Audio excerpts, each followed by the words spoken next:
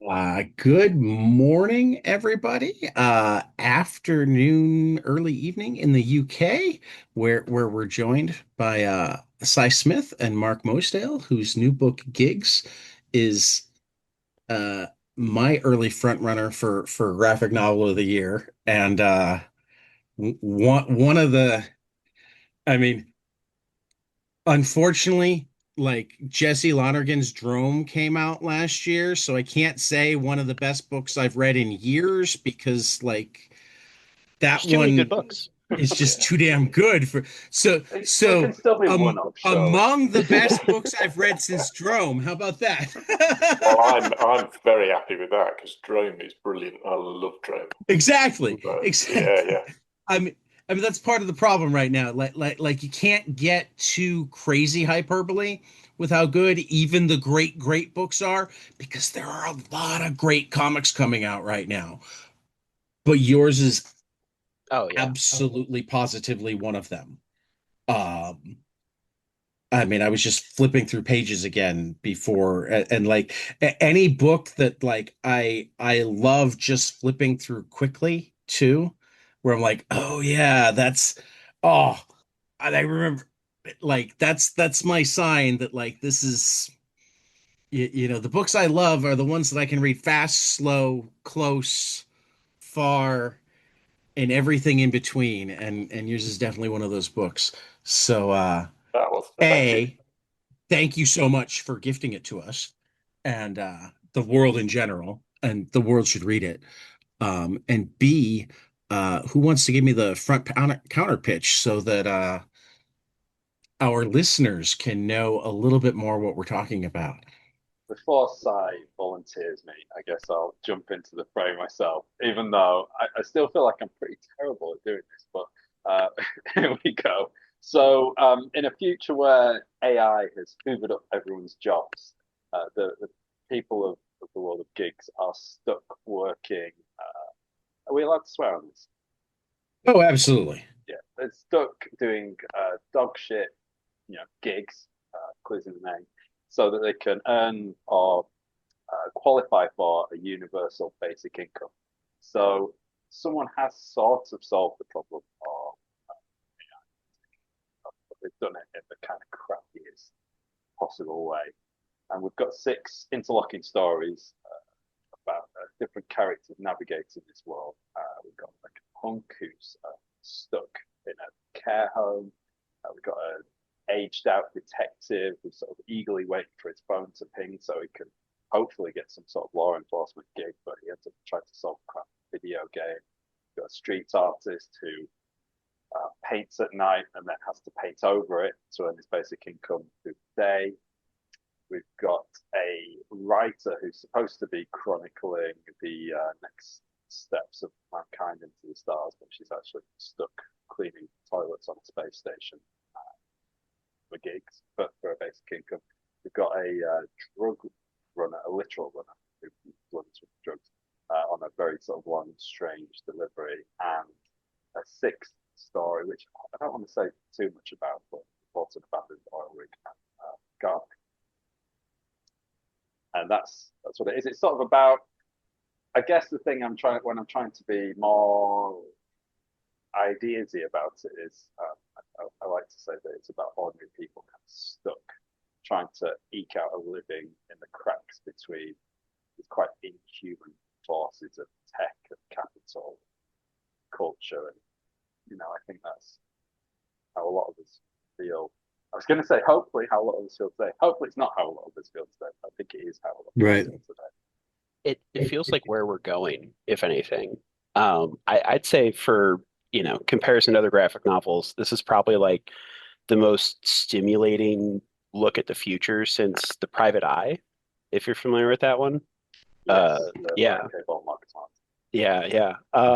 And it's one of those books that for, just under 300 pages, it felt like a breezy read, and I could have kept going for 300 more, I could have seen every facet of this world just because of how like the humanist eye that you guys have for portraying everyone as their own person and pointing out that, hey, everyone's going through their own struggles in different ways, but also very similar ways of like the way loneliness is so much more prominent despite how densely people are packed together.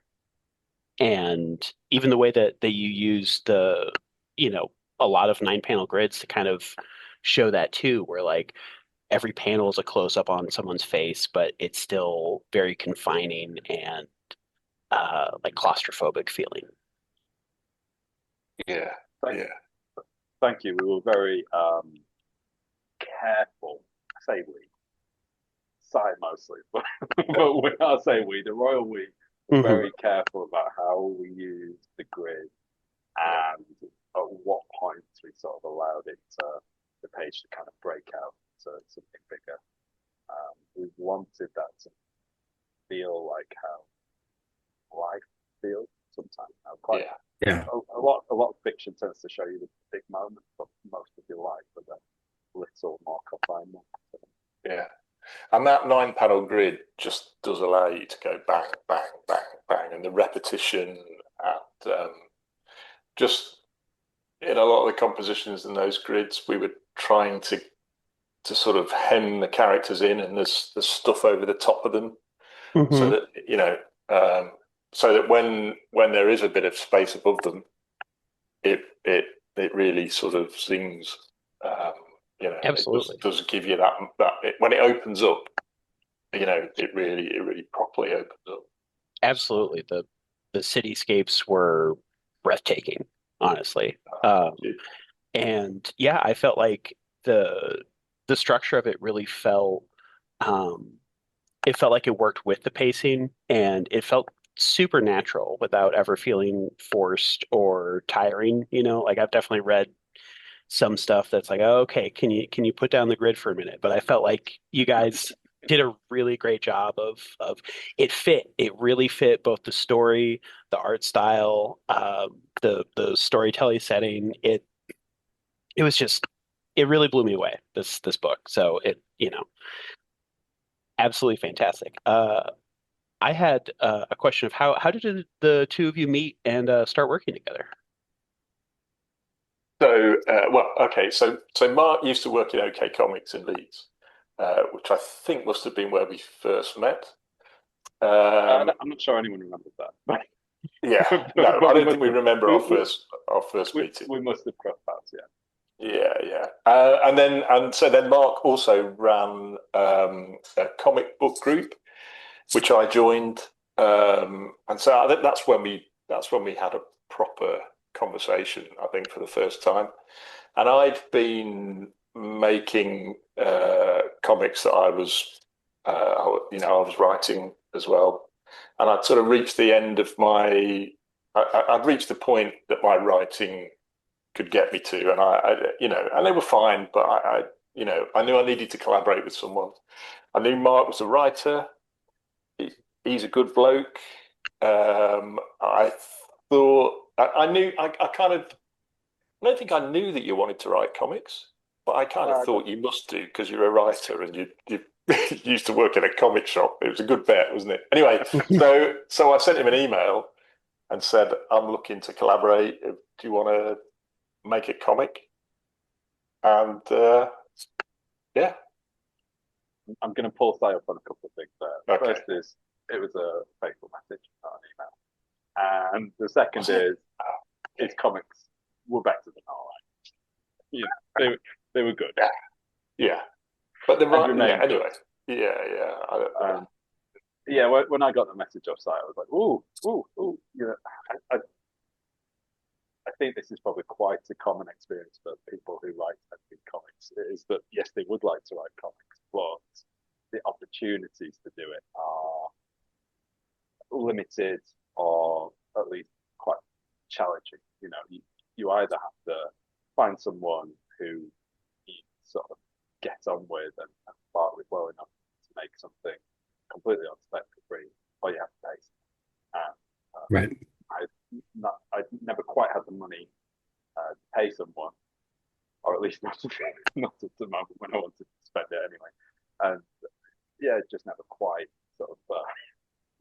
special someone who turned out to be Si. So when Si popped up, I just kind of picked his hand up really. So great. I didn't quite realise what we were getting into at the time. Obviously, 270 pages, 7 odd years later, we finally are. But yeah, it's sort of we quite a steady kind of R&D phase, really. We spent about 2 years kind of knocking ideas about building the pitch. Well, we did, but we when we first met, we both brought some ideas, didn't we? And I think I pitched mine to you first. I thought mine were pretty good, and Mark then pitched what became gigs, and it was like, oh, we'll do that. We're going to do that. But, forget mine. But, yeah. So we weren't. It was research and development, but I think it was quite focused from quite an early stage. We weren't sort of thrashing around. But I didn't feel like that anyway. I think my recollection is that the kernel of the idea was there from the get-go, really. Yeah, I think I had a fairly strong sense of where we ought to be in terms of what I would like to write and what I would like to draw, because we're sort of in the middle of the Venn diagram, and there's definitely a fair amount of crossover, but we have interests that definitely do not really cross over. Yeah. If I'd have been left to write a script entirely on spec with no artists, actually, it'd probably look more like a high concept image book, like with something with a thrillery component, sort of action. Maybe it would lean superhero-y, maybe it wouldn't. But it would definitely be more in that vein. And the comics I was making before we started collaborating with gigs were much more kind of social, realist, kind of literary sort of feeling comic. And gigs is the sort of the middle ground, really. But I feel like I was pretty clear that I had a strong idea of what I thought might interest side that I would like to do. You know what I mean? Like it would have been no good to pitch the other thing to just regard it. Like, that's how we would have spent ages thrashing about trying to find ideas. Probably failing to find an idea if I was there. But if it's Superman, but it's in the medieval period, I don't know. Yeah, that would have been a very short relationship. So the world in this book really hinges on one, to me anyway, hinges on one terrifying possibility, which is the idea that we could be given the universal basic income that so many progressives have been seeing as necessary for a while, only it's not really a universal basic income because it's decoupled from capitalism. It's and because you have this, now we can just tell you to do stuff.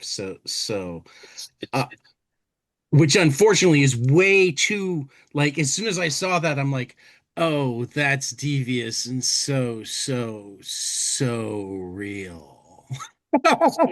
Universal basic minimum wage. Yeah. No, universal basic set minimum wage. Yeah. Because like you can only have money taken away. You don't get money added for the jobs you do. You lose money if you don't do the gigs. And I'm sitting there going, no. Like universal basic income is supposed to be you also get paid well to do stuff because you have the option of saying no. Yeah. Right. Yeah. I mean, there's a history, isn't there, of governments taking a great idea and then well, and there's definitely a history of oligarchs taking great ideas. Yeah, absolutely. Yeah. At the time we sort of started working on it, Boris Johnson was Prime Minister over here. It's sort of the way you can imagine him implementing it like an idea that would be quite popular, and then he just did it in like the meanest possible way. I struggle to imagine you guys ever get creative people really. Although I gather it was, I think it was quite a popular idea in the 70s. I got absolutely I mean, nuked. every test of it, like anywhere, has been a resounding success on like every level except the ability to control people. Well, we Like it figured that pays out. it Yeah, pays for itself Yeah, because the money gets spent, that sort of thing. Like yeah, it causes higher wages in the jobs that are out there, you know. It's been tested on small scales all over the place and been successful, not just for the people, but for the businesses. Because like the thing that seems to be forgotten by so many large corporations is that like you need consumers, and your workers and your consumers are the same people. yeah, yeah, Yeah. yeah, I think So if you're we're doing feeling a lot of everything that you right now. can to keep wages down, yeah, yeah. Well, I mean, there's been what's been interesting for me and Mark is how sort of prescient it's become. oh, The longer it's taken, the more. So at the start, it felt like quite a nice sort of future science fiction-y concept, and unfortunately, as we've gone on, it's gone. Oh, actually, this is yeah, now it feels round the corner.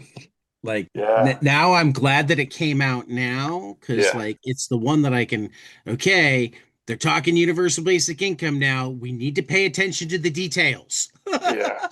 Well, and we've spent the last month pinging newspaper articles and things we've seen on the internet, and just going, look at this. This is what this is what we've written. You know, because I think there was one article in the just going back to what you said before. There was one article in the Guardian that was saying that since the advent of Chat GPT, there's been like a 32% loss of entry level jobs and apprenticeships. And they were interviewing in the article. They were interviewing someone who was going, "Oh, it's great because we don't have to spend money on these wages." And you're going, "Well, yeah, but then, as you say, those people don't have money to spend on your products, and actually, Right.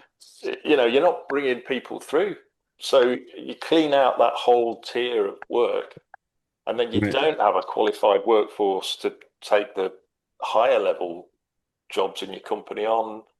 When you retire, no one's thought Yeah. it through. Yeah. It's yeah, Well, and yeah, that's even before you start thinking about like before long, you know, bad AI will be training on itself. yeah, What's yeah, already happening?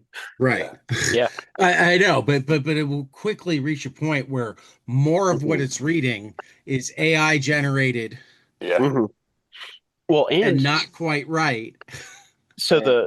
it's funny, the two things that come to mind for me is one, I saw a post on Blue Sky recently pointing out um, in terms of text and archives that most of human historical knowledge is not digitized.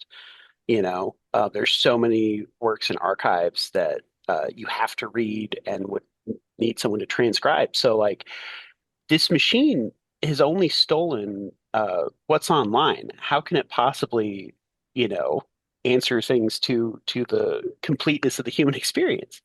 Right. As well as I am absolutely feeling the effect of that. Oh, no more entry level jobs. I'm attempting to look for a new job right now, and I'm seeing that there's a lot out there. A lot of people are hiring for senior level positions. yeah, And so for me, I'm like, okay, I feel like low mid level. I've got like at least 5 years, or well, 5 years if I stretch it, experience, and all these places are Yeah, looking but for they're like bloating 10. stuff, so They just are. like shoot the It moon. and They're that's where bloating titles now. it's terrifying. It is terrifying to look at a job and be like, okay, I can do maybe like a third of what they're asking for. I can figure out another third, and then I'll bullshit the last third in the hopes that they'll deign me with a paycheck.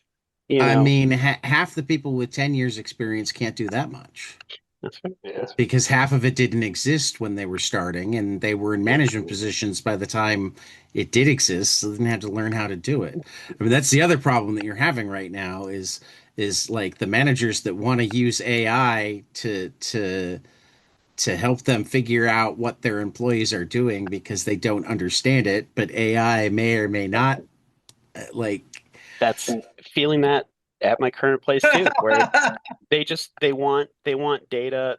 The other thing, that the line that jumped out at me as much, everything's for spying, is like, oh yeah, yeah. I mean, Yeah. we've been going in that direction easily for the past 25 years.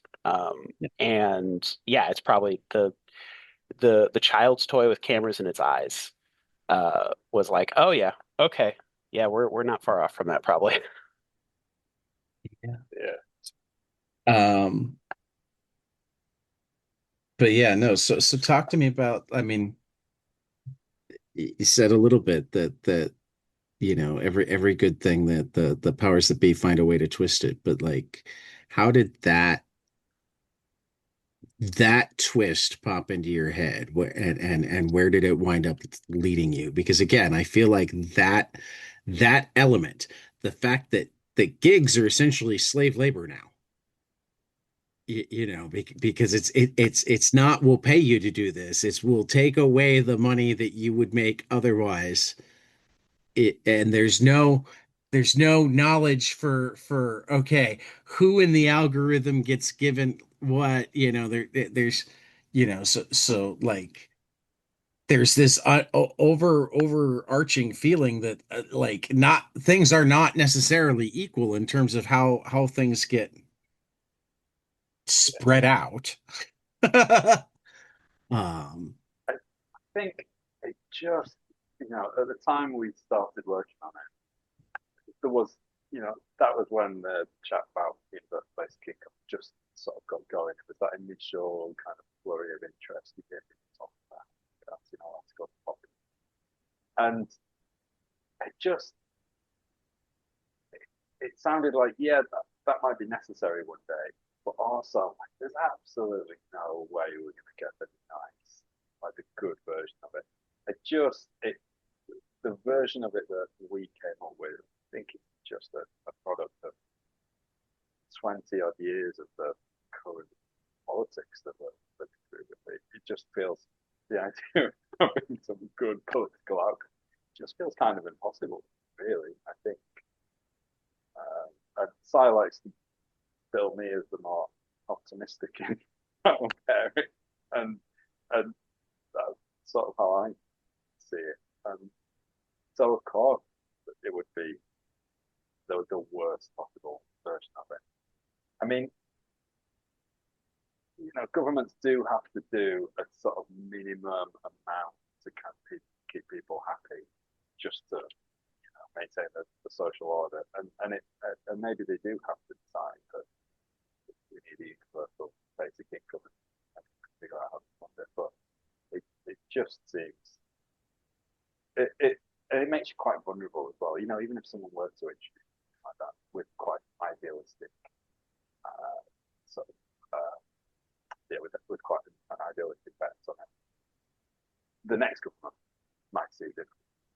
And one of the problems with the idea of a universal basic income is it replaces all your other benefits, and it's a lot easier to target one single benefit payment that everyone gets than it's all these sort of multitudes of different panels that a lot of people really do need. So yeah, the notion that someone would introduce the universal basic and resist the urge to fuck around with it just feels quite probable, really. And it makes a good story.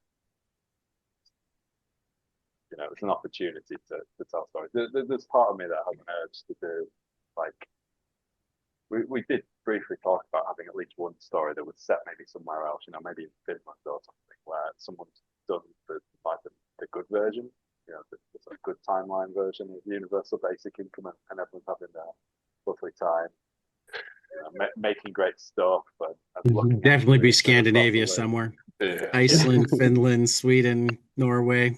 Yeah, and maybe one day we'll do that. I don't know. But we just didn't have any. that would involve me doing a happy comic though, and I'm not. Could I bear to do that, Mark? I don't know. I mean, you Um, definitely are the optimist in So my spiel is that I'm sort of cheerfully pessimistic, and Mark's a bit gloomily optimistic. And but okay. that also then goes back to that Venn diagram thing, because I think gigs sits in there's a tension there between the way that I would want to pull it and the way that Mark would want to pull it. When we were talking to Chris Staros at Top Shelf about it at the start, there's one story in it that I think he just had the synopsis or the summary, and he said to us, we were on a Zoom call with him, and he said, "Just can I just clear up? Does that character die at the end?" And simultaneously, I went, "Oh yeah," and Mark went, "Oh no, no." So that's yeah, that's where we Great. come at it from, you know, yeah, I mean, and that is also, I mean, what makes this book so striking to me is it's both this incredibly bleak, incredibly believable near future, but also it's centered on the concept of people continuing to just do that next right thing. yeah, The people themselves refuse to give up, refuse to and obviously not all of them, but the characters that you center on, um, refuse to go, oh, the world sucks and everybody has to fight for what's theirs, blah blah blah, and still believe in kindness, still believe in helping each other, um, in beauty. I loved the graffiti artist, though the end of that story was so and also so real. yeah, Yeah, I was quite proud of that one. I think the central notions in it is the world might suck, but we don't have to. You know? The Right. systems that we kind of live in might be pretty terrible. The political forces that are shaping the world might be oppressive, authoritarian, or just nasty, but we can still respond uh, in a hopeful way, even if the situation could still be kind. It has, I think, the book. It doesn't have a ton of faith in the world, but it has a amount of faith in people. I hope. yeah. And I Absolutely. think early on we also had a conversation about, and I think we had this conversation with Chris Staros again, Mark. Correct me if I'm wrong, but um, is it going to be a kind of the rebels defeat the evil alliance, and they is it going to turn into that story? And I think pretty early on we were like, no, it has to be about people surviving more than a kind of triumphal victory over the forces of evil. Don't We get me want wrong, Ewoks would have been cool. to, yeah, And yeah, they'd be gigging too. yeah, Ewoks plunging yeah. toilets and On the Death Star, yeah. yeah, yeah, um, the cutest thing in the it's not in the book actually. The cutest thing in gigs is in a mini comic that we produced to promote it. It's one of those little delivery robots, and things don't turn out that great. The delivery robot. yeah, There yeah, there were a lot of those in the book though, at least the drones. yeah, I yeah, liked the sequence of the one landing to pick up the box. That was yeah, a cute little moment. yeah, I was really intrigued and impressed by the history of punk music and yeah, the way that served as like a motif of, hey, we're living in a world that has learned how to digest rebellion against it, and Yeah. that's something I've been thinking about a lot lately of how, punk has become a costume more Yeah. than an ethos. So I was wondering who if I, which of the two you brought that side of things, who's the former punk rocker or not former. Um, so I leached a lot of the sort of the knowledge and references that are in that story from Si. I've certainly dipped both feet in that kind of world, that sort of early punk, but I definitely wouldn't claim to be an expert. But I would say that that whole thing comes from an idea that I'm a sort of elder millennial, right? And I got a bunch of friends who are kind of Gen X, you know, 15, 20 years older than me. And I've always had this idea that I'd still struggle to shake off that if you have better taste than other people, you're somehow like alternative or countercultural. So well, you're just buying, you know, just buying your comics off a different shelf, or you just 15, 20 years ago, you're just buying the CDs from a different rack. Who cares? Like if your taste is rebellious and punk or whatever, if you never do anything with it, and I always used to feel like completely misplaced sense of satisfaction that I was into comics and I was into sort of like cult novels, and my music tastes were like vaguely alternative in relatively shallow way. And I thought that made me different in air quotes. So it's just like you've just got a different shopping list. You still do. Oh, sorry, just accidentally did that thing. Yeah, it just sort of doesn't amount to all that much, and all that kind of Johnny Rotten selling of was it margarine or insurance? Sorry, I can't remember. I think it was butter, wasn't it? But yeah, But yeah, yeah. And going on, I'm a celebrity, and yeah. I mean, I guess my take on it, to counter what Mark said, I do think that if you like the cool stuff, then I'm going. No, you should like punk music. You should like this. Although, having said that, while we were making gigs, so towards the end of it, my record player had been broken for years. I got a new one.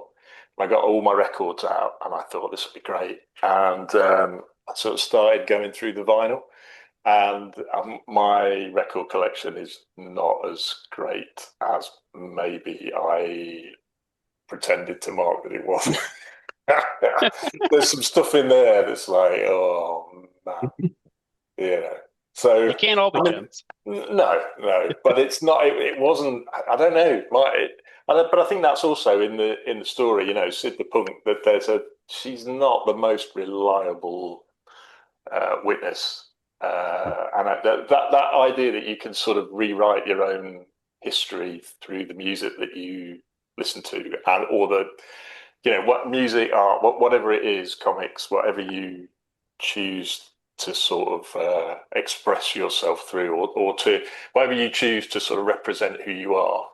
I think there's definitely some of that in it. I mean, there's a moment when she's humming along to Don Henley, which is very much at odds with her hard nosed punk thing. And although Mark made me listen to Don Henley to do that, I Do quite you like mean that story. you mean that the Eagles aren't punk? I was misinformed. I never caught wind of that PR campaign. Yeah, yeah. So the punk. That's where the punk thing comes. I mean, I think right at the start we had a few conversations before we'd settled on anything. We I mean, talked. I thought Hotel California was about squatters' rights. You can check out anytime you want, but you will never leave. I mean, I can say this because I appreciate the Eagles. They're not one of my favorite bands, but I don't dislike them. Um, but they're not. They're not punk for any of my younger Yeah, yeah, listeners out yeah. there. They're very much not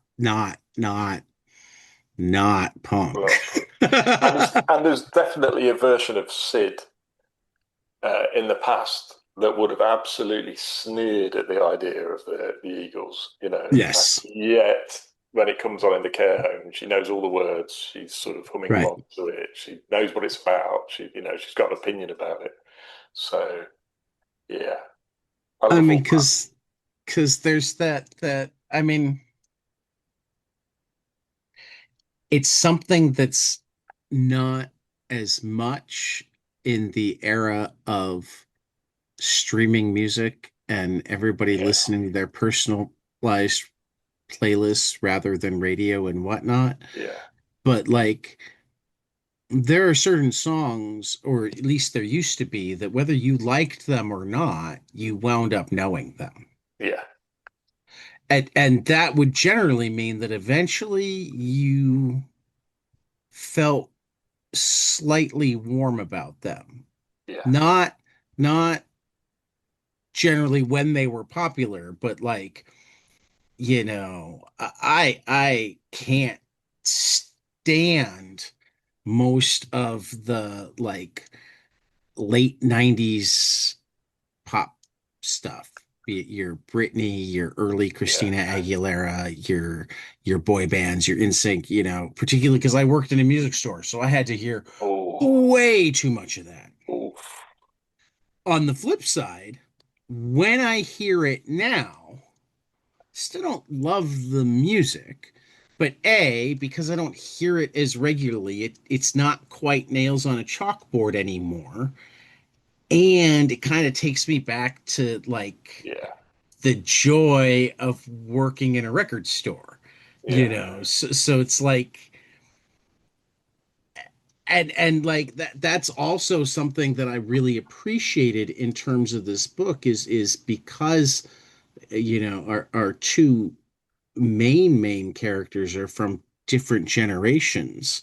You have one that has all of these more cultural shared experiences, and the other one that's kind of learning from them yeah, because it feels like the younger generation is now seeking that. They've realized that that's part of what's been stripped away in this new gig economy is that like they're always on the run so much that they share yeah, nothing. yeah, So like learning about and figuring out how to live together again seems to be a purpose, and I appreciate that. yeah. I think it's I thought a kind of question like was going to come out of that, but I didn't um, build the one. I think it's sort of happening right now, isn't it? That Oasis moment. I don't know if it's much of a moment for you guys, but when Oasis went on tour last year, I'm scared Yeah, that it's going I to wanted be like tickets. I three didn't years manage ago to or get them. something. I I didn't manage to suddenly, get them, but I wanted them. I was suddenly absolutely busted for a pair of Oasis tickets, Yeah. and I thought about it. Like, never that fast. Like I never bought. I don't think I bought an Oasis album. Yeah. They've got some. I'm sorry, sorry. They do have absolute bangers, but I was just suddenly busting for it. Oh, and so many people who were too young to have been there first time out were snapping up tickets at insane prices. And I think it's because they were the last, certainly for us in Britain, they were the last biggest band, I think. They were the last sort of biggest band in the world that everyone sort of knew about and had been like really Yeah. exposed to.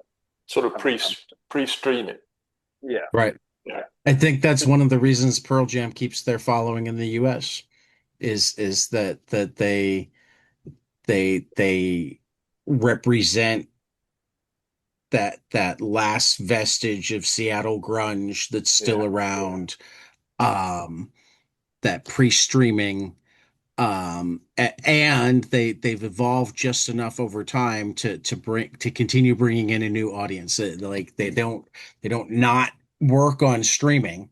Yeah, They just also hit the nostalgia bug. yeah. Um, We were in Edinburgh a couple of weeks ago, me and Mark, at a bookstore there, and one of the people in the audience was telling us that amongst the sort of younger people that she knows, mini discs were making a comeback. oh Uh, wow. and she was saying because these kids they're fed up with streaming, they don't like the idea Yeah. necessarily that they can have the whole of music there at their fingertips. They want to find something that is theirs, that they've got, that they can hold, that Yeah. um, My son's been getting into cassettes. fantastic, fantastic. Is he Uh, making mixtapes? Because that's the next thing, Sometimes. isn't it? I mean, Yeah, oh, brilliant. like he grew up with me making him mix CDs. Yeah, So like yeah. actually I the last mixtape I made, we brought her up already. I made a mixtape for Shelley Bond. The, Fantastic. cause Philip gave her a boombox Yeah, with the yeah. tape deck, so she got it. Wow. And then That you have to feels break like the a tabs off so you can't record over it. And you put the pencil in and wind it on. Oh, No, I was actually just looking at, I mean, I still have my good stereotape deck, but I was actually just that there are a couple of actually pretty high-end disc or like Walkman type yeah, tape decks that have been put out recently. Um, that's like, ooh, am I yeah. geeky enough that I want to drop that kind of money on that? I I, might be. I think you had fun drawing some of those, didn't you? The gig side. Oh, yeah, yeah, yeah. Yeah, I And spent a lot of time happily researching Walkman and yeah.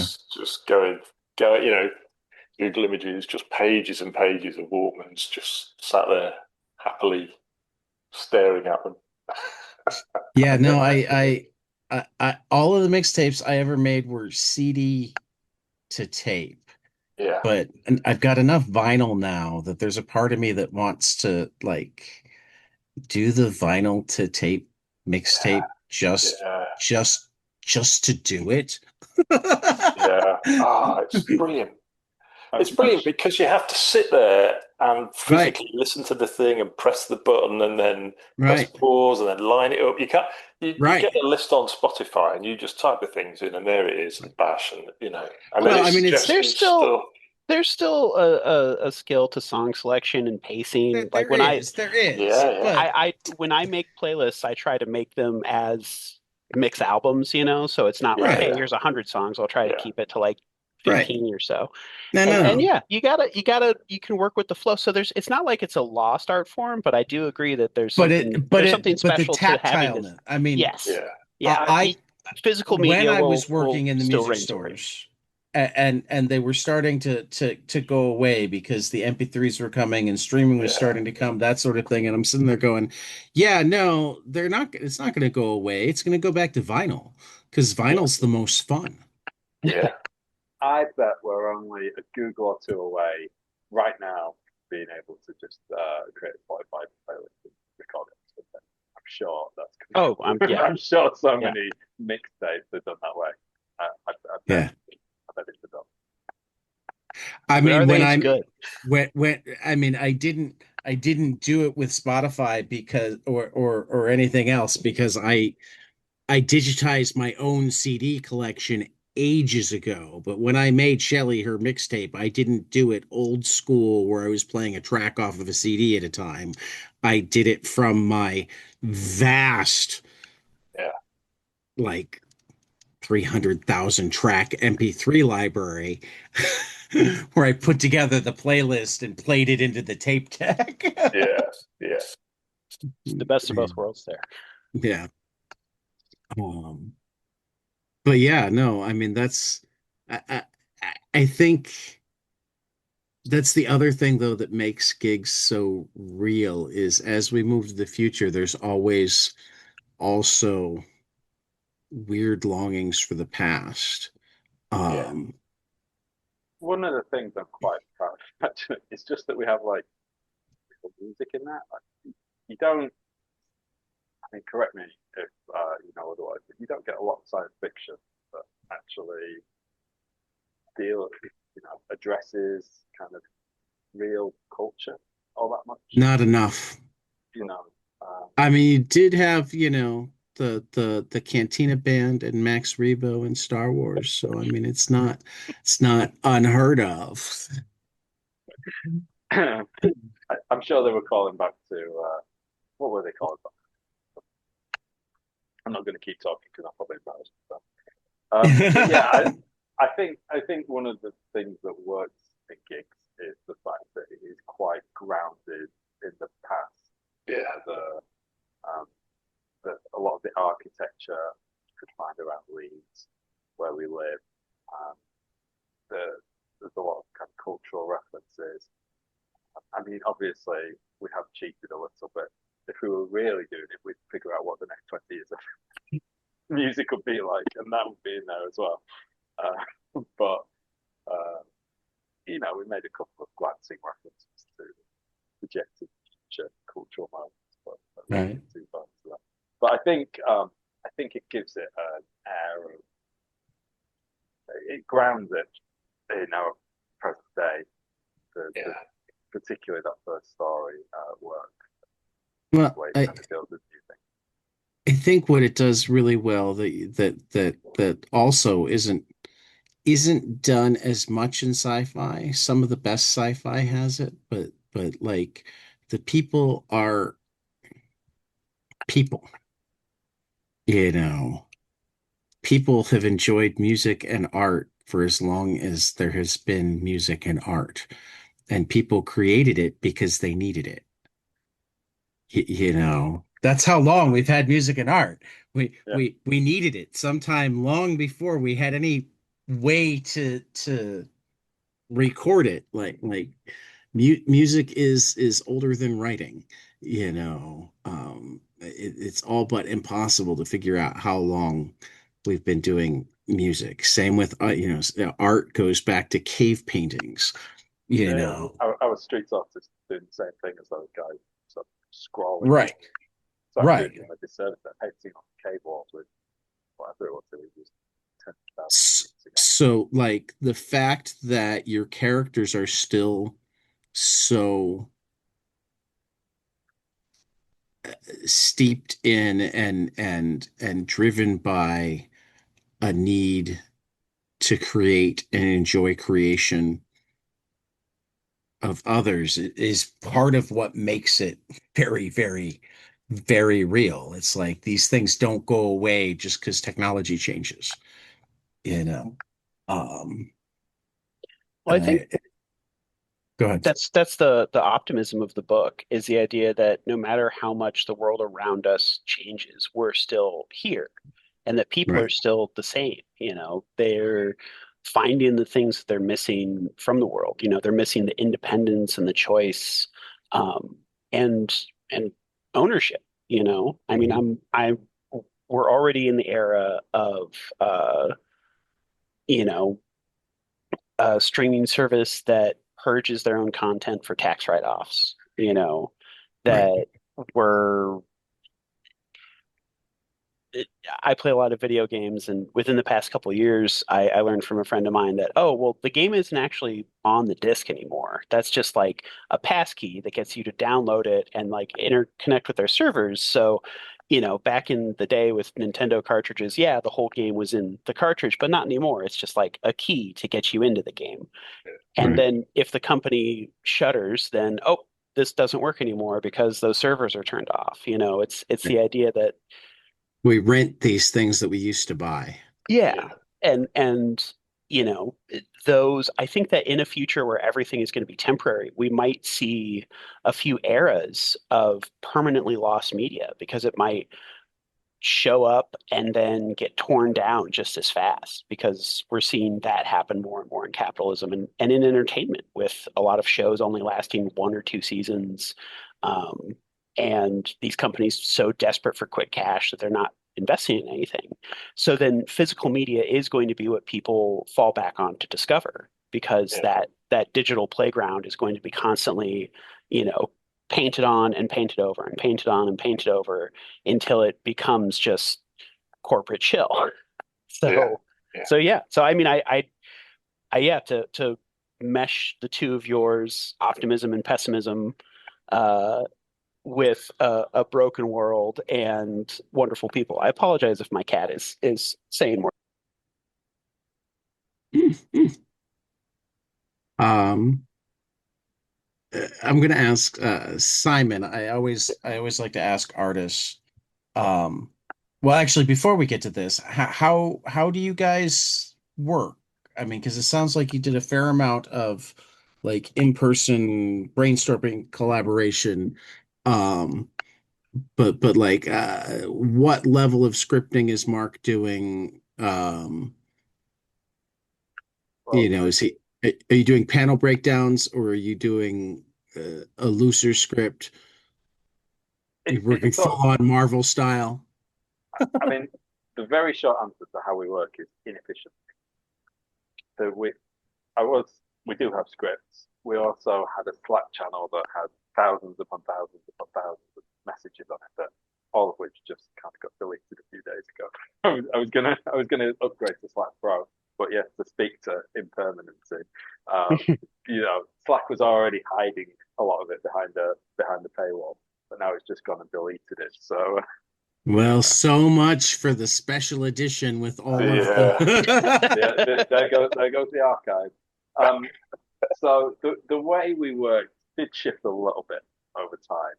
At the start, I would write not exactly Marvel style, but getting there. I would write, on pages 1 to 3, this happens, this happens, this happens. Here's what I think the dialogue is, and more often than not, the dialogue didn't change all that much. And I would sort of work out. I would create comments down the side of the document, going, "I think this is a pun. I think this is a pun. I think," and then I would delete all that. That was just for my benefit, so that I knew I wasn't asking for something insane. And then I would send it over to Si, and he would decide that my 3 pages were actually like 7 pages or 10 pages, and that's one of the reasons it took so long Yeah. for us to do it. Um, as time went, I was just kind of figuring out how to write it though for a lot of that time. Now, this Gigs is my first graphic novel. Makes it more impressive. Thank you. And also somewhat unwise, my first piece of work being a 270-page graphic novel top shelf. But here we are. So I was kind of figuring it out, and Si had already made comics in the past. So I was like, well, I'm not going to tell him how to tell the story unless, if I had a really strong image, I might sort of say what that was. Like, change it, don't change it if you want. As time went on, I would get a little bit more specific and start doing panel breakdowns. In some cases, not all cases, but in some cases, like if I wanted a particular page to like exposure, that's the space station sword. That I think is the closest to what I wrote in terms of length. I mean, one thing that happened was as time went on, we kind of found each other's pace. Yeah. Yeah. But also, I was quite specific on where I wanted page turns for exposure, because even though it's not a conventional thriller, I think it's kind of paced like one.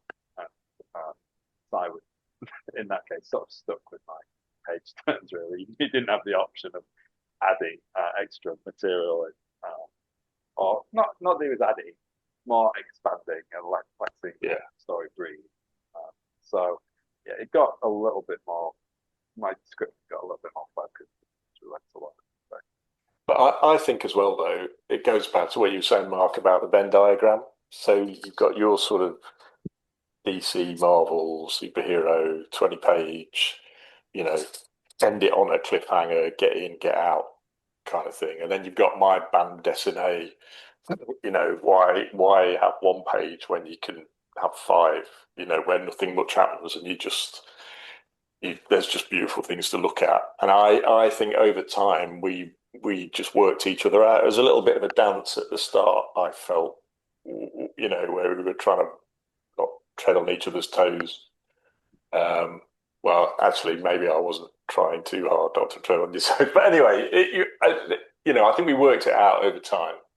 Um, but yeah, my tendency is to take a script and see the opportunities for doing more, and go, well, and Mark's writing is really good. So you get the script and the characters live in the script. You're not scrabbling around trying to work anything out there. They kind of jump off the page when you get the script. So from that point of view, that was fairly easy. And I think as well. I mean, we we I think there was a feeling of this might be the only chance that we get to make a graphic novel of this size. So let's let's throw the kitchen sink at it. Let's really make a make a good job of it.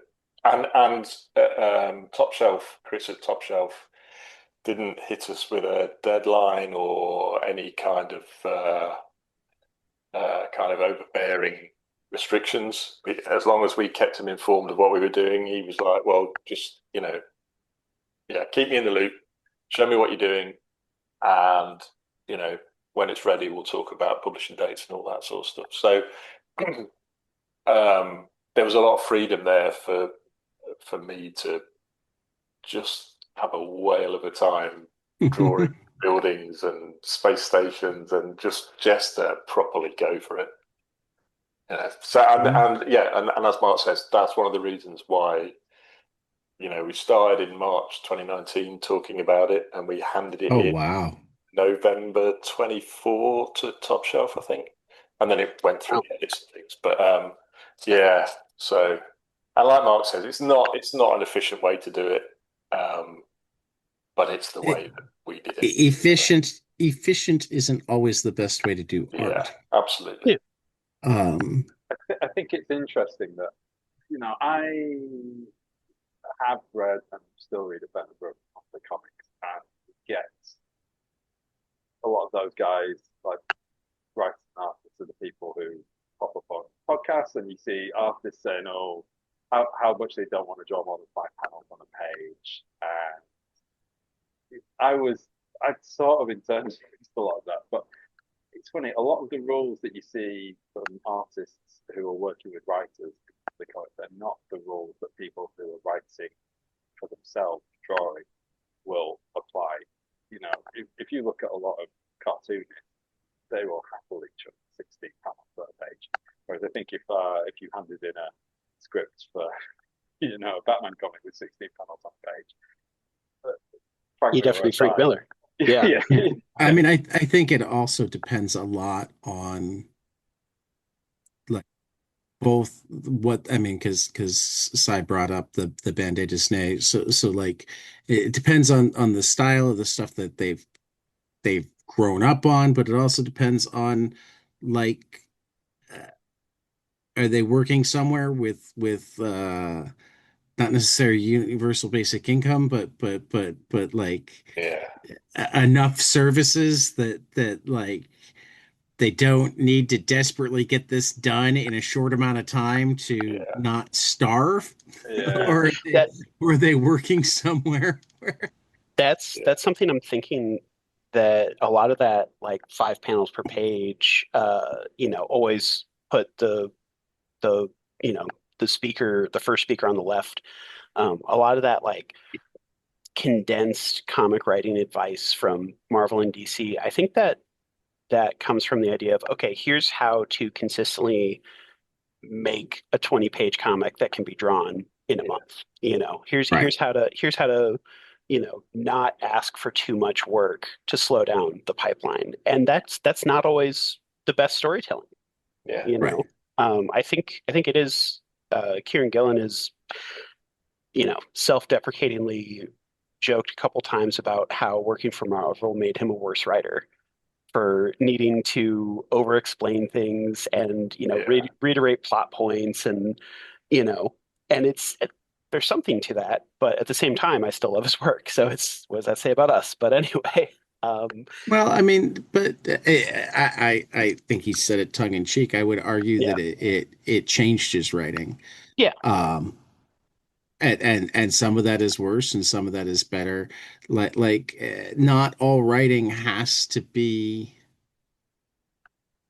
a high art. Yeah. I mean, I kind of agree. I've been reading Frank Miller's autobiography, and like he's not big on the high versus low art, and I somewhat agree with him. Art is art, right? Mhm. But like you're allowed to make art for a living, and sometimes when you're making art for a living, that means that not everything is done to the nth degree of your creativity. It's done Mhm. to what can I do in this period of time so that I get paid in this period of time so that I can pay my bills in this period of time. And I I think it's handy for me because my day job is illustration. Right, So it's handy for me in this context to be able to go, the day job is the thing where I earn the money, and then right. this graphic novel is the thing where I play and really get to do the But art. but but the fact that you need to have a day job is right there going to mean that it's not as efficient as it could be in terms Yeah, of making it absolutely. because it can't be Yeah, your first yeah, priority. yeah, yeah. there's a constant sort of interplay. Isn't there? I'd like to make a living out of doing comics now. At the moment, I have a day job too, and that makes me aware that should I get to make a bunch more comics, I probably won't get to make them like the big gigs. It will have to be Right. more efficient. The storytelling will have to be different, and it makes you feel a bit greasy, being like, oh, now I want to get paid more to do this. Like I want to make money from it, but the more money I get, the more of it I can do, right? And Mhm. likewise, I remember seeing some illustrations that a sort of jobbing, kind of reliable, kind of journeyman comics artist, who I won't name, but he put up these illustrations on his website, just sort of single image stuff. Like, oh my god, this is like so much better than the stuff that you see in this guy's comic. And I was looking at, Brian Hitch was probably at the peak of his powers at the time. It was an ultimate. Like, oh, it's the difference between Brian Hitch and this other guy. Just that Brian Hitch has managed to get himself paid enough that he can take enough time to make it look this good. I'm Right. not denying Yeah. Brian Hitch's help at all, because like actually putting out stuff much faster now. I don't think the quality's suffered particularly. But like so much of what makes art good is a function of money. And I Right. would argue that you know people need Kieran Gillen to explain plot points multiple times. I do, because when you're reading monthly comics and you're reading a bunch of them, it's really hard to keep up with what's happening. That's true. I gave up reading Criminal when it was out in English because I could never remember who was who and what was what, because they didn't wear like colourful masks on their face. I'm Yeah. half convinced the reason superheroes wear costumes is to make them really identifiable. Yeah. Oh, Um, absolutely. I love this Yeah. idea, Mark, that to make things understandable, you need to slap a cape on someone. And bright colors and a Yeah, funny right, symbol. yeah, but It that's the difference when you're making a graphic novel that someone's going to read over a day or two, like we've been. You can afford to be a little yeah. bit, ask a little more of the reader, I think, than perhaps you can. I'm not saying it's all the sophisticated, highly sophisticated the comic, but the kind of the needs of the not just the medium but the form in which the thing delivered change the work, and it's unavoidable. and I think Gigs is right in that sweet spot of jumping off the page and asking for reader investment. Is that you really do have both to it because yeah, absolutely everything about this book, these characters feel real. They feel like actual people as opposed to, signposts of color and symbol, you know, and that yeah, you do need the reader to imagine the rest of the world around them. But yeah, I think it goes to show that like yes, you're absolutely right. It can be hard keeping track of, 1 out of 20 things that you're reading in a week or a month. But like that's also that's a different form of enjoying things than Right. sitting down Yeah. with almost, 270 pages of the same story and going through Right. that and feeling compelled by it, and I've So, been, yeah, so I do like the I do like it when the writers can pull off each comic could be somebody's first comic. Yeah. yeah, it's a tough I job. mean, I think one of the issues with a lot of our miniseries and whatnot is most miniseries probably would be better to just be a graphic novel Yeah. because it like if you're gonna write a miniseries, you're not generally gonna have a miniseries where somebody can pick up issue three and not have needed to read issue one and two Hmm. and Yeah. still enjoy themselves. Um, So I was but wondering that's what a mini series is at this point. but So I was wondering what a mini series is at this point. I'm fine. Yeah. So, the question that I was gonna ask before I remember to ask Yeah. about process first was, I always like when I get to talk to creative teams to find out the ways that they surprised each other in wonderful ways. So I start with the artist. So was there a scene, a page, something in the book that you got it from Mark and you went, "Oh, this is going to be so much fun." Oh, yeah, it's so many pages. So, I mean, we talked a bit about the space, the sort of low orbit story, and I think Mark told me that was he was thinking about that fairly early on. So I kind of knew it was coming down the line. Um, Maybe about a year and a half before, possibly even longer before it came. So I was really looking forward to that. And then there was a point when I think there was a bit of doubt that whether it would work, and I was really pushing for it. I was like, "No, come on, let's go to space. We've got to do. Come on, let's do it." So when that whole thing landed, um, and I think you're right, Mark. I think that was the most complete, finished script that you gave me. Um, Yeah, when that landed, I was at my dad's house when it arrived, and I had to use his slightly shonky printer to print it off, and he only had cardboard to print it on. So I'd got all these thick pages of cardboard coming out of the printer, and yeah, the sort of steam coming off it, and yeah, that was kind of great. And I just sat there reading it, going, "Whoa, I'm going to draw a space toilet."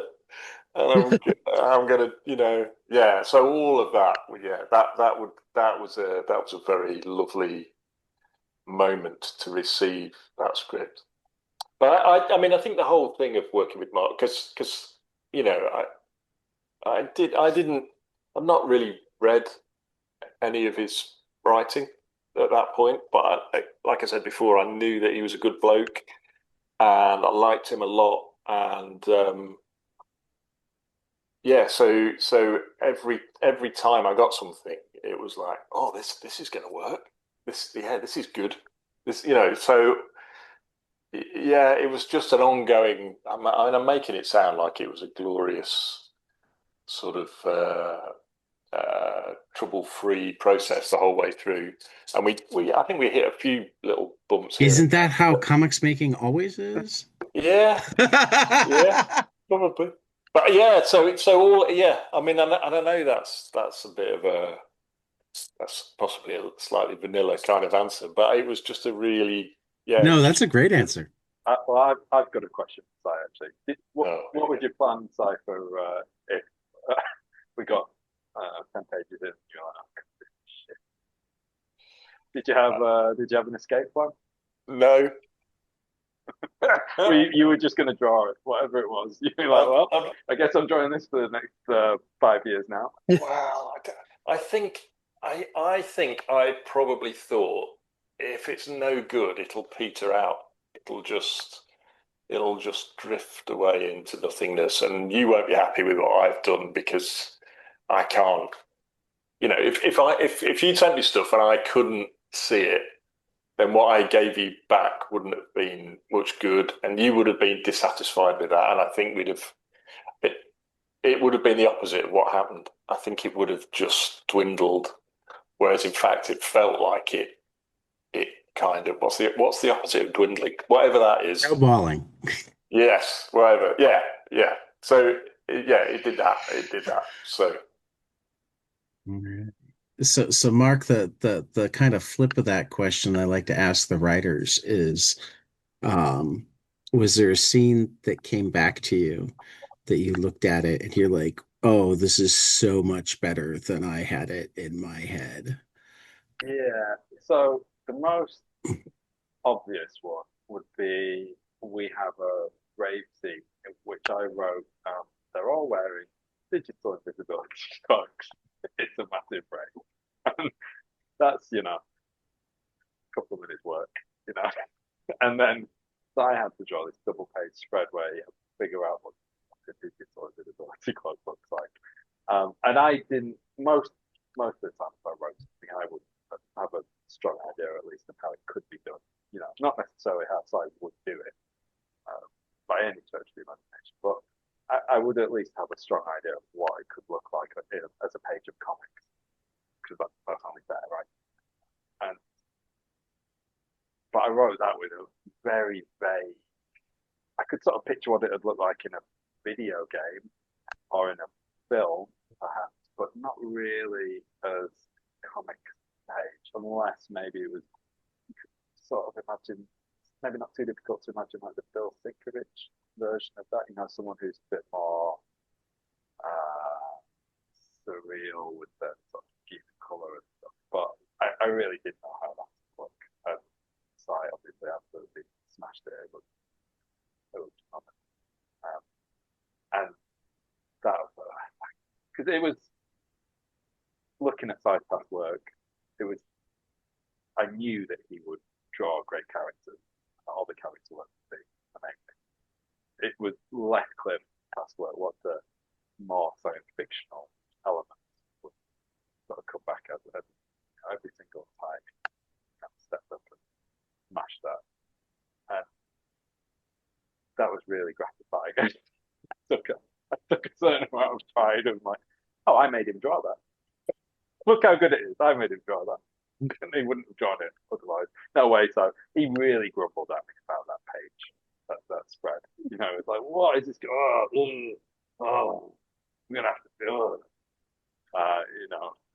And he spent ages figuring it out. Lo and behold, yeah, came back great. And there's quite a bit. Oh, sorry, go on. No, go on. You go. Oh, the other thing that came back out great was the first time we saw it. I think the aged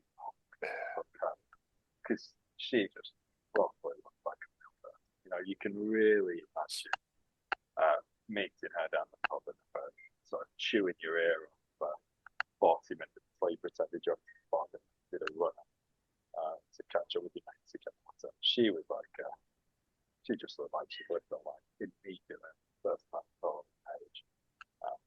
So that was the other sort of that was probably the control, I think.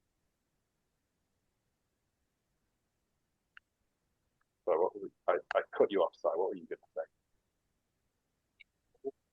Oh, I was going to say that there was quite a lot to and fro with those invisibility cloaks as well, wasn't it?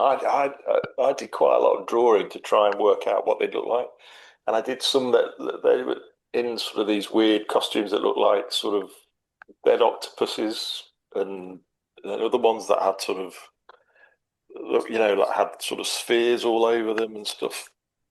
So it was great fun because again, it's just playing around. It's like, okay, so I know I grumbled a lot, but I kind of enjoyed having a grumble as well. And yeah, because if somebody says to you, draw this thing that doesn't exist, and you've got to make it up, it's a fantastic opportunity to mess about for a bit.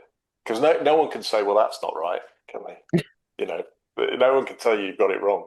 So yeah, yeah. Phil, any more questions on gigs?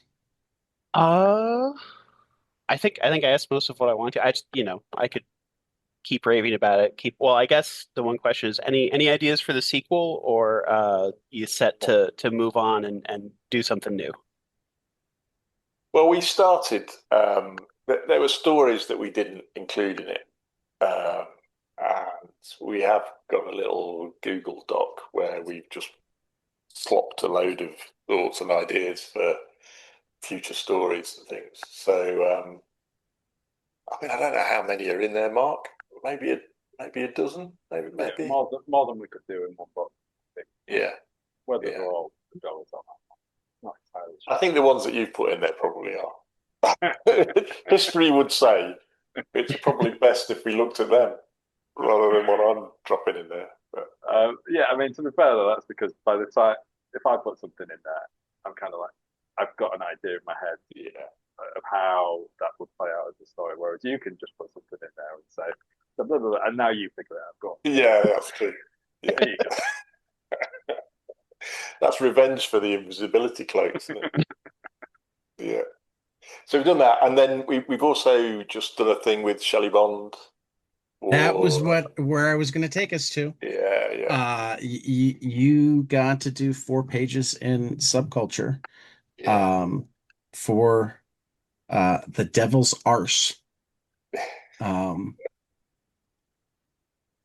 for quite pretty pages. Uh, uh, what do you want to tell us about it without like winding up?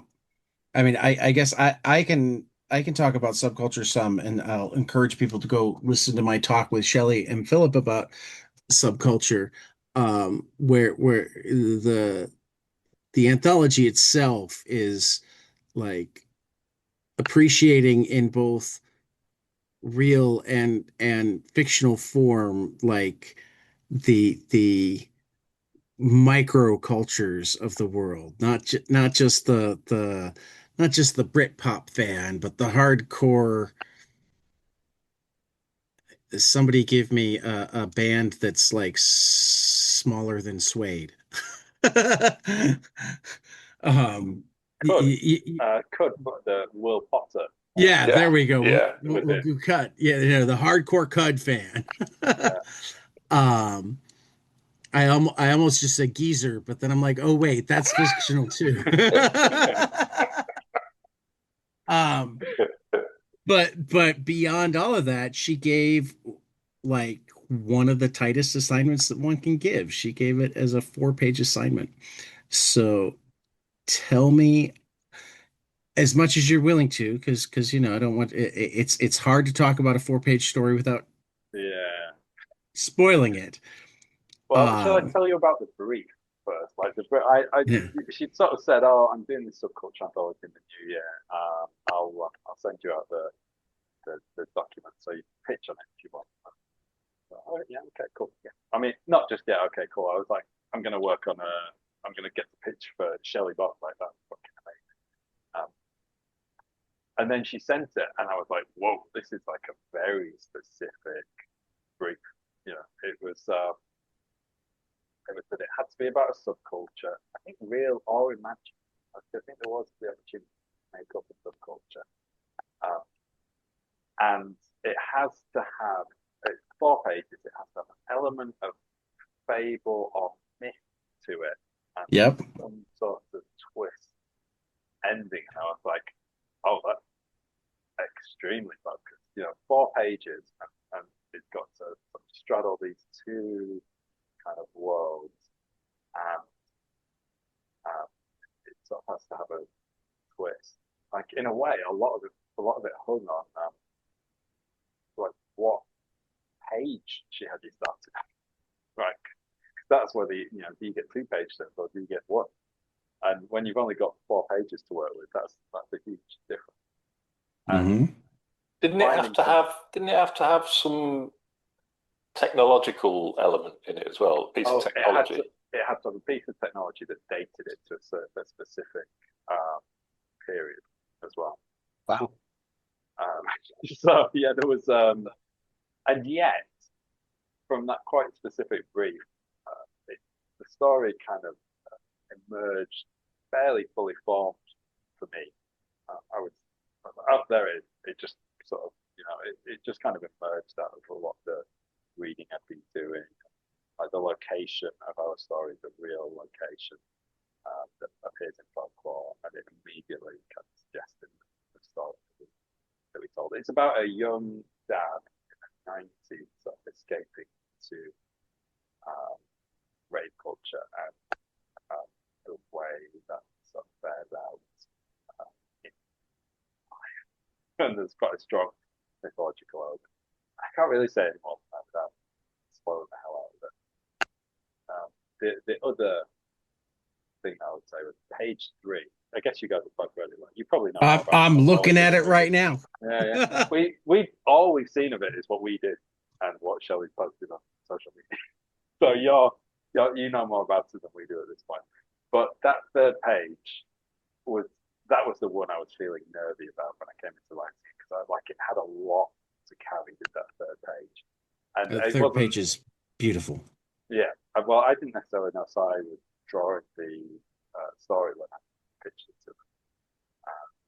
It was still sort of an open question, and not knowing who the artist is going to be, whether they can carry on something like this. Quite a nervy place to be in. But I did know that Si would be able to do it. So when she brought him on it, quite a relief. Though. It's his problem now. I can stop worrying about this. And he can figure out how to load all this stuff into one page. Yeah. So it was the opposite. The experience of working on it was quite different. Gig we were given no first page count. We were just sort of left to let rip really. And here it was very focused.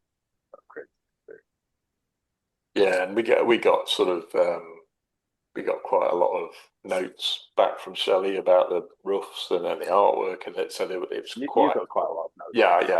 I got quite a lot. Yeah. Chris Starrett had a really hands-off approach, and it was partly because we were working in parallel, which is not particularly advisable. I do think the book came out better for it because there was a sort of positive feedback loop going on. Yeah. But not knowing your ending when you've already got an artist working on pages is not the smartest way of doing things. What? But I thought, well, working with Shelley Park, I bet she'll have a firm editorial hand. And the notes came back, and it was just about the format, the page format. It's like, can you write out panel 1 instead of P, please? Yeah, okay. That was it. That was basically it. So I was looking forward to being rigorously edited. I guess it's nice if Shelley Bond likes what you've done well enough that she doesn't cover it in editing. But there we are. Whereas Si, she had a lot to say about Si. Yeah. I quite like getting, well, I say I quite like getting artwork back with writing on it and red lines and arrows and when it's Shelley, but it's someone that properly knows what they're on about, and they're not going to let you get away with a sort of half-assed bit of drawing or yeah. So that's great. It was rigorous and it was good, and the strip's a lot better for it, I think. Yeah. So it was great. Yeah. For those listening, I probably have this up tomorrow. So there's a little more than a week to go on Subculture with 36.15. So a little more than $3,500 still needed in a little over a week. So well within its I feel confident that it will be funded, but go out there and make it true. Yeah. Anybody listening, because I have read, I think she said roughly 60 to 70% of it is what she put into a PDF for me, because obviously certain parts weren't done yet. I was blessed enough to get to see the rough version of what Philip is doing. And the whole thing is just fantastic. I don't know if you guys have gotten to see any more than your own stuff and what's on the website yet, but when you get to see this book, you're going to be proud to be a part of it. I'm really Yeah, looking forward to seeing it. It's Yeah, launching a thought bubble, which is on our home patch, so about half an hour up the nice. road from us. We're about to eight, and it'll be the That's first. that definitely one of my bucket list cons. I want to go yeah, to Thought Bubble, yeah. but It's good.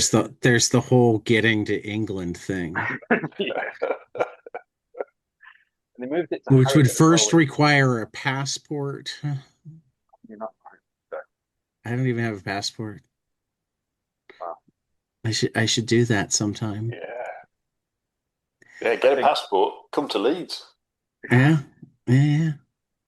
I mean, I, again, like there's like I'm a teacher, and I don't know if teachers are paid as poorly in the UK as they are in the US. I would have thought so. Yeah, yeah, I think so. Yeah, It was always kind of shocked me that it's like, oh, like all of the people who do things that do make money needed to have good teachers along the way, but those teachers aren't yeah, actually yeah, valuable.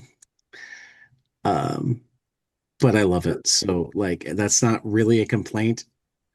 Like in a specific sense, it's not a, oh, I should be doing something different. It's You should be weird getting how paid society, more for well, what you it's do. it's just it's just weird how society values certain Yeah, jobs. yeah, Um like, yeah, we could go down way too much of a rabbit hole on that, so I don't want to. But we well, all work jobs that society should appreciate more, because like it drives me up the wall that you could make something like this and not have it be something that like supported you. yeah, Well, maybe it'll be supporting us in 6 months' time. We'll see. We'll see when the royalties start coming in. No, I Um, understand, but like again, like art is of benefit to all of society, yeah, so it shouldn't like it kind of bothers me that it has to be based on short-term sales, or like I think yeah, you should have that too, but like there should be more artist grants. They should be more,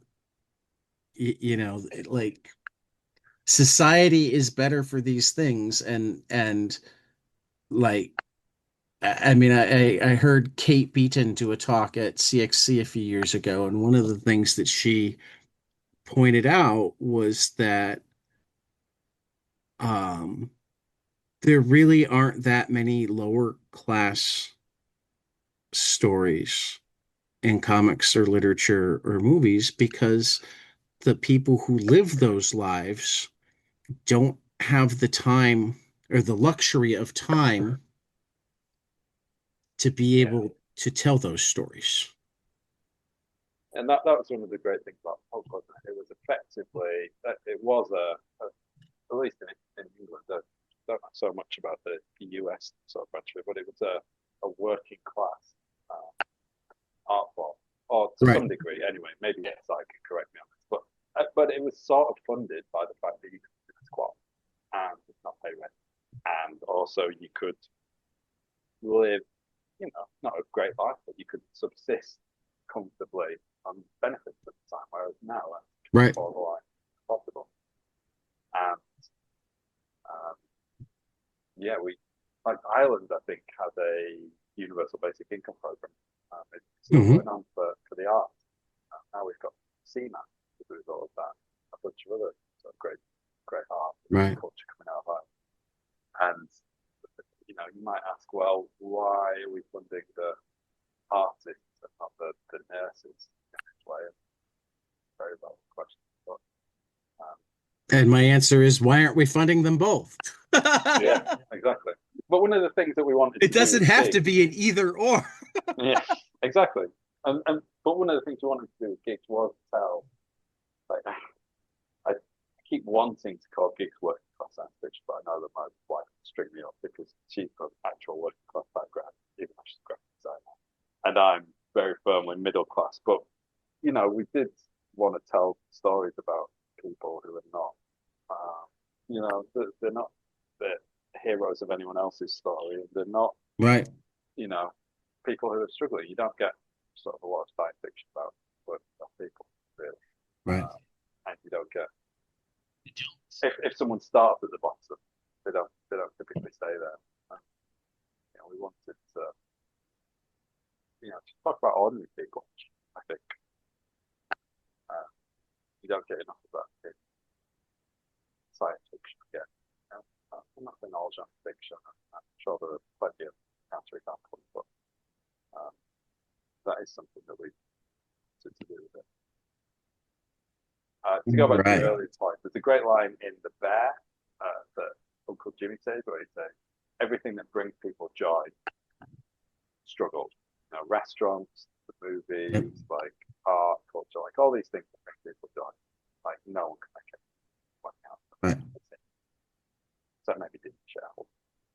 Which again, that says something about the way we've arranged society, that the things that bring us the most joy often are the hardest for people to provide.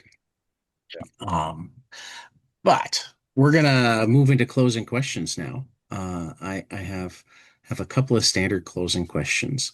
Um, the newer one is this is the fifth year of the 22 Panels podcast, and I feel like I've fallen into the Twilight Zone.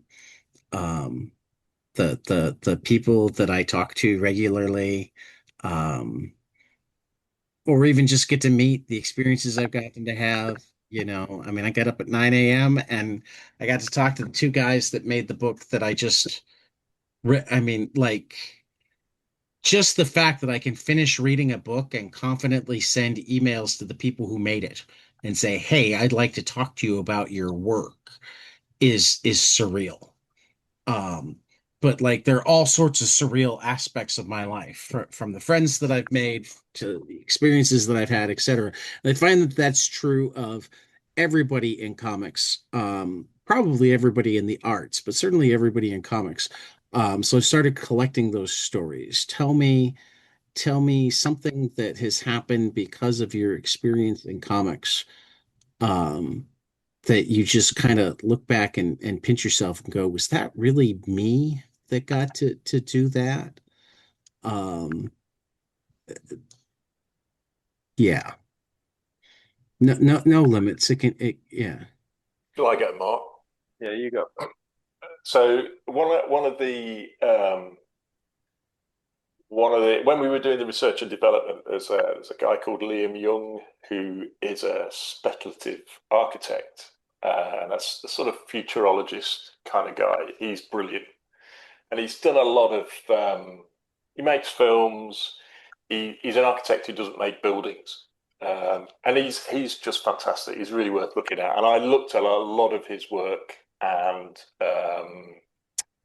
he's got an exhibition on in London at the moment that we went to see, which has got some amazing content in it.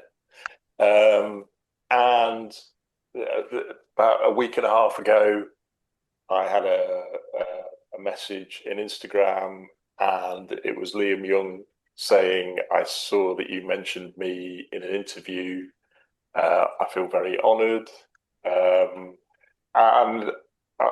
it arrived just before I was going to bed. So I kind of struggle to get to sleep. Yeah, so things like that, because I'm slightly in awe of him. I just really like his stuff, and kind of he messaged me out of the blue, and then I had a little sort of exchange with him on Instagram. I sent him a copy of the book.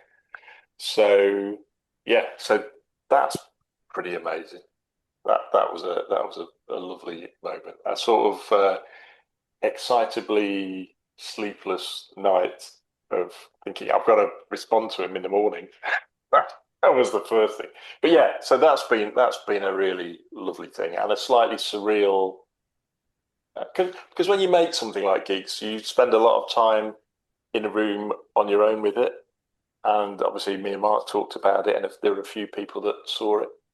Um, So for it to be out in the world and have people see it and like it and want to talk to you about it is a very pleasantly surreal kind of experience, I think. A similar one for me was when we were reaching out trying to get pull quotes for the cover. And I was talking to Jared at OK Comics. Jared's one of my best friends, and OK Comics is one of the best comic shops in the country, so that's helpful. And he said, "What about Adrian Tchaikovsky?" Oh, but Adrian Tchaikovsky, one of the most sort of critically lauded science fiction writers in the world. Yeah, Adrian Tchaikovsky, the guy who goes on the New York Times, Edge of Clark New York Times podcast, talk about how an alien mind might think. That guy. Joe was like, yeah, yeah. It's like, I'm not sure he's gonna like it. You know, I would sort of a grungy kind of near future underclass sort of funky science fiction book, and he was like, well, yeah, we could give him a try. He's shocked that okay. And so Jared asked him, said, oh, yeah, they could submit it to the contact form on my website. Oh, that is fully quote if ever I've heard it.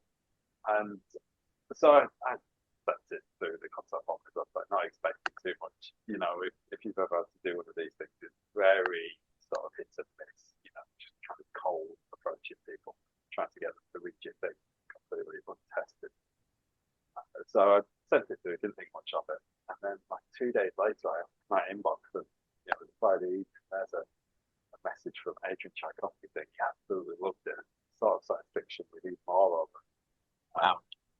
Saying how great it was, and I just kind of burst into tears. I mean, I believe the quote is a sharp, funny look at where the future's heading and what we can do about it. Emotive, thought-provoking, beautifully drawn and written with wit. This is the sort of science fiction we need more of. Adrian Tchaikovsky. It was just such a weird moment, and like he, you know, no one had read it at that point. You know, we'd read it. Chris Doris had read it. Our mate Dan had read like 90 pages of it or something. I think that might be it. I think that might have been all the people in the world who had read Gigs. Like even our wives hadn't bothered to read it at this point. It was just sort of. Hopefully they have. Like, waiting for them. They eventually got to it. There's a story. I mean, let's be fair. There are lots of comic writers whose wives don't read their stuff. Yeah. I thought they lived it. They lived it, didn't they? Yeah. Yeah. But yeah, and then suddenly one of the most celebrated writers in the English language tells you that he loves it.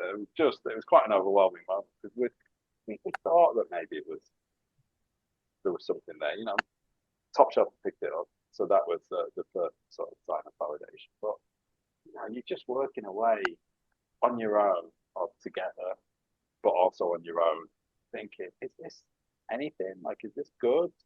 You know, and then when someone like that comes back and says, yes, this is good, like that, it's just such an incredible moment.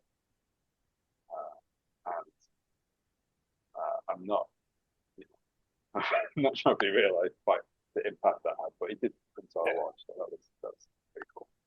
Yeah. Yeah. All right. Closing question. My favorite question to ask. Tell me something you love. Preferably a comic, but we don't really have rules.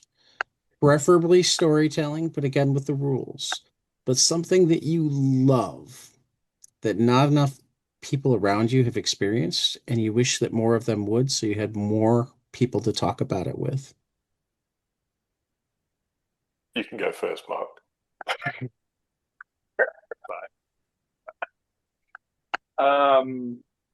Okay, I will go with In Pursuit of Repetitive Beats, which is a VR experience that is sort of like an immersive documentary about the rave scene. I seem to have written about that whole scene quite a bit at this point. Well, I totally missed the title. In Pursuit of Repetitive So it's named after a government act in the early 90s that was aimed at outlawing, uh, rapes, basically in the countryside. It made them illegal, and so they named this VR experience after it. And it's kind of immerses you in that process of finding out about a rape, um, the way the police were looking for them, going out and you got the flyer, you go to the phone booth, you make the call, a lot of the stuff that we put into the devil's arse, really. Get into the party. There were a couple of moments in it, like one where you're driving in air quotes along this country lane, and the police are chasing you, and it sort of lifts you up out of the vehicle.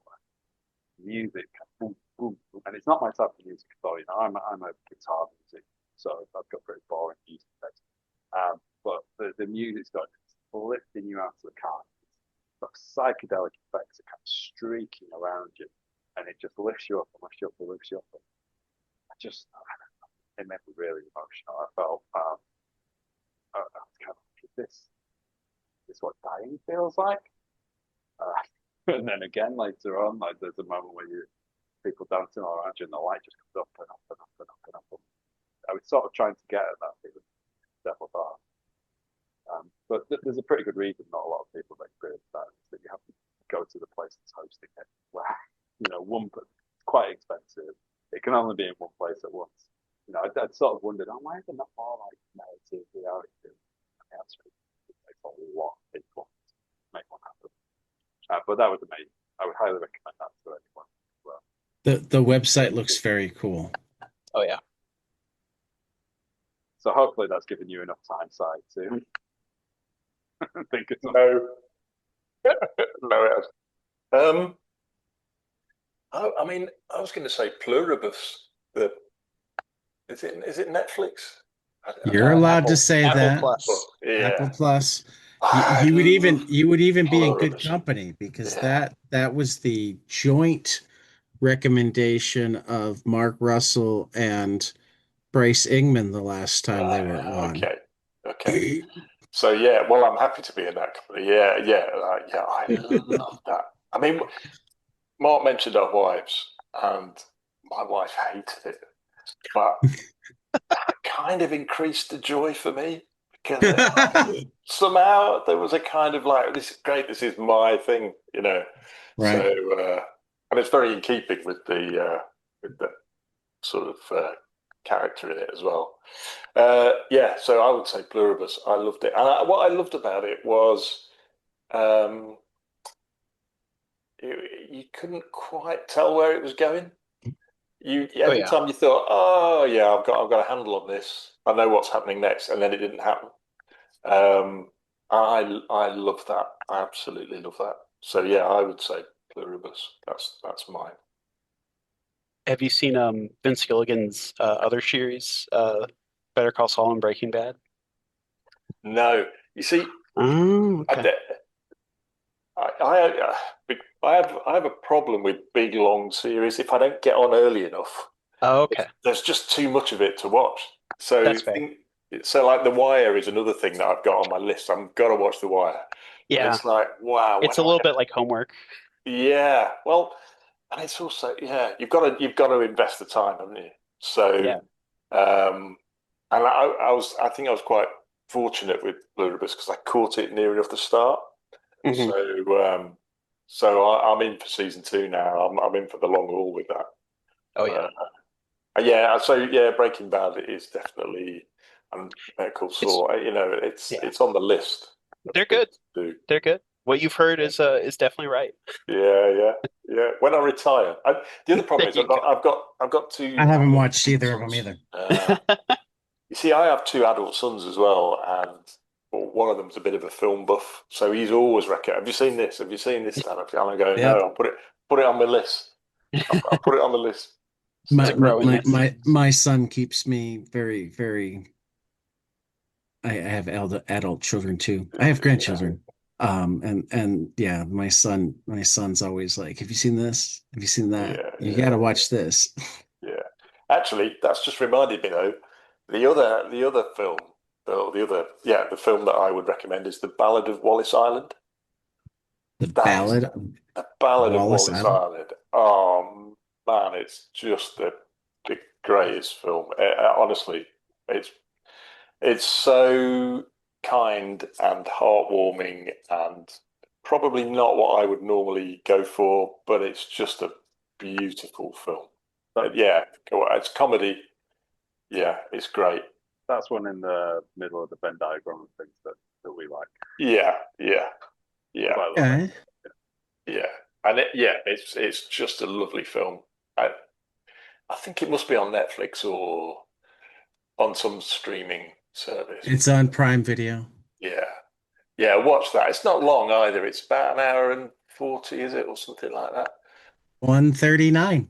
Yeah, there we go. So, That yeah, me? an eccentric Yeah, lottery winner who lives alone on a remote island tries to make his fantasies come true by getting his favorite musician to perform at his home. yeah. Oh, it's just, yeah, just a beautiful film. If it can It looks warm cool. the icy chill of Side's heart, then it must be Yeah, massively right. yeah, See, yeah, I love how you guys keep talking about him as the pessimist, but he's also like the jolly smiling yeah. one. So like my Well, visual doesn't fit in with the way you He's we've had guys all he's are these the describing. we've had all these photographs taken of us, and it's like, here's the duo who created this dystopian thing. We're like, hey, yeah, all these I keep saying to Mark, we've got to start frowning. We've got to early wearing flower. sunglasses. Yeah, get Yeah, some yeah, we've got to do it. sultry author Yeah, photos. big leather Yeah. jackets. Come on, Mark. Yeah, I was about to say you got to get the punk thing going Yeah, for your official yeah, photo. Or just like you're an artist, don't do the photo. Draw the yeah. version of you, the two of you that's the one that you want to put out in the world.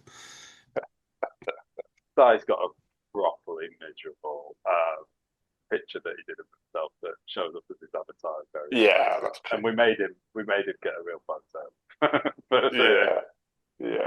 for the press materials IDW and Top Shop sent out because nobody wants to buy a comic drawn by that guy. Well, thank you again so much for your time. Thank you for your work. I really, really, really enjoyed this book. Um, and I'm certain that I will enjoy it many more times. It's the type of book that I know that I'll revisit over and over again. I'm Um, already and thinking of who to gift it to. yeah, Please do. and, Gift it to as many people as you can. Yeah. Oh yeah. right, right, and I can't wait for the next excuse to talk to you. So like, make more books, or just drop me an email and say, hey, have you read this? You want to talk about it? Because like we do that. We're all about just having random conversations about You get the chance to good do books. what Shelley did for you of saying, Tad, go read this immediately. You can now do that for something else. You're like, Tad, go I read mean, this immediately. particularly if you're agreeing to come talk to me about it afterwards, I will prioritize anything that means that I get to have a conversation about it with somebody else that loves it. Um, because, that's my favorite thing about this podcast is I get to talk to cool people about cool stuff, you know. So, Oh, ready yet to read, Harlan. yeah. It it it it has been an absolute pleasure. For Si Smith and Mark Mosedale, this has been 22 Panels, and we will see you after the next page.